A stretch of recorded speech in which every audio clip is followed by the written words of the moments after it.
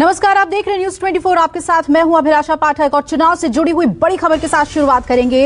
अपर्णा यादव ने मुलायम सिंह यादव से आशीर्वाद लिया है। बीजेपी में शामिल होने के बाद लखनऊ पहुंची अपर्णा यादव और ये देखिए तस्वीर आपको दिखा रहे हैं। अपने ससुर का आशीर्वाद उन्होंने लिया, पैर छूते हुए उनकी ये तस्वीर। दिल्ली से लखनऊ पहुंचने के बाद यानी कि बीजेपी ज्वाइन करने के बाद अपर्णा यादव ने अपने ससुर मुलायम सिंह यादव का आशीर्वाद लिया है। उन्होंने मुलायम सिंह यादव से मुलाकात की और उनका आशीर्वाद लिया। अशोक तिवारी मेरे सहयोगी जुड़ रहे हैं इस पर ज्यादा जानकारी के साथ।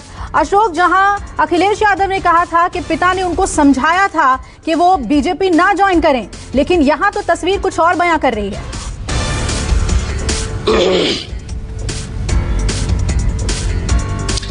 देखिए, निश्चित तौर पर अभी जब बीते दिनों अपर्णा यादव ने दिल्ली में यूपी बीजेपी के नेताओं के सामने बीजेपी ज्वाइन की थी, तो उस समय उन्होंने बयान दिया था कि वो राष्ट्रवाद के मुद्दे पर बीजेपी में आई हैं। वो नरेंद्र मोदी के जो काम है उनसे बहुत प्रभावित रहती हैं, बीजेपी के कामों को लेकर बहुत प्रभावित रहती हैं, इसलिए उन्होंने बीजेपी ज्वाइन की है। कल जब दिल्ली से वो लखनऊ आई थी तो लखनऊ एयरपोर्ट पर उनके समर्थकों के साथ साथ तमाम सारे बीजेपी नेताओं ने भी उनका स्वागत किया था। पूरे काफिले के साथ उनका स्वागत किया गया था लखनऊ के एयरपोर्ट पर। और आज सुबह सुबह अपर्णा यादव ने मुलायम सिंह यादव जी का आशीर्वाद लिया है। उनके आवास पर जाकर काफी देर उनकी मुलाकात भी हुई है और बाद में अपर्णा यादव ने उस तस्वीर को भी साझा किया है कि उन्होंने मुलायम सिंह यादव का आशीर्वाद लिया है। लेकिन आपको याद होगा कि जब इस बाबत अखिलेश यादव से सवाल पूछा गया था और ये कहा गया था कि अपर्णा यादव आपके परिवार की है, उन्होंने बीजेपी ज्वाइन कर ली है, इसको आप कैसे देखते हैं, क्या कहना है आपका, तो उनकी तरफ से ये कहा गया था कि नेताजी ने कई बार उनको समझाने का प्रयास किया था कि वो बीजेपी में ना जाए बल्कि समाजवादी पार्टी में ही रहें। और आपको याद होगा कि इसी तरह का बयान शिवपाल यादव की तरफ से भी दिया गया था और ये कहा गया था कि वो ये चाहते हैं कि अपर्णा यादव इस बार के विधानसभा चुनाव में अखिलेश यादव के साथ बनी रहें। लेकिन मुझे लगता है कि जो टिकट की एक बहुत जबरदस्त मांग अपर्णा यादव की तरफ से समाजवादी पार्टी में की जा रही थी कि कैंट से उनको उम्मीदवार बनाया जाए, लेकिन अखिलेश यादव की तरफ से शायद उनको उम्मीदवारी नहीं दी जा रही थी और इसी वजह से उन्होंने बीजेपी ज्वाइन कर ली, समाजवादी पार्टी की सदस्यता से उन्होंने इस्तीफा दे दिया। तो मुझे लगता है कि बीजेपी अपर्णा यादव को उत्तर प्रदेश के कैंपेन में खासतौर पर उन इलाकों में भेजेगी जहां पर समाजवादी पार्टी का ज्यादा वर्चस्व माना जाता है, जहां पर उनका गढ़ माना जाता है, जैसे आजमगढ़ का इलाका है, मैनपुरी है, एटा है, इटावा है। ऐसी जगहों पर अपर्णा यादव कैंपेन के लिए फिलहाल भेजा जाएगा और अब उन्होंने अपनी नई राजनीतिक पारी की शुरुआत भी कर दी है उत्तर प्रदेश में।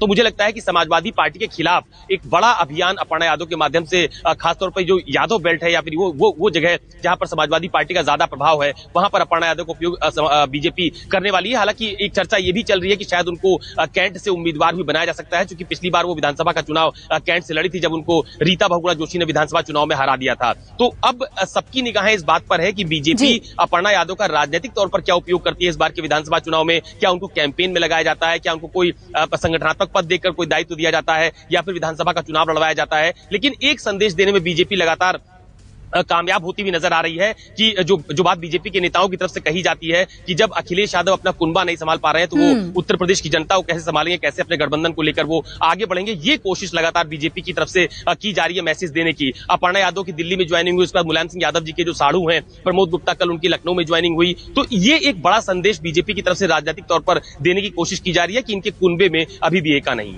बिल्कुल अशोक, आप बने रहिए हमारे साथ और इस तस्वीर को बीजेपी कैसे अब डिपिक्ट करेगी, क्या बताएगी इस तस्वीर के मायने, ये देखने वाली बात होगी।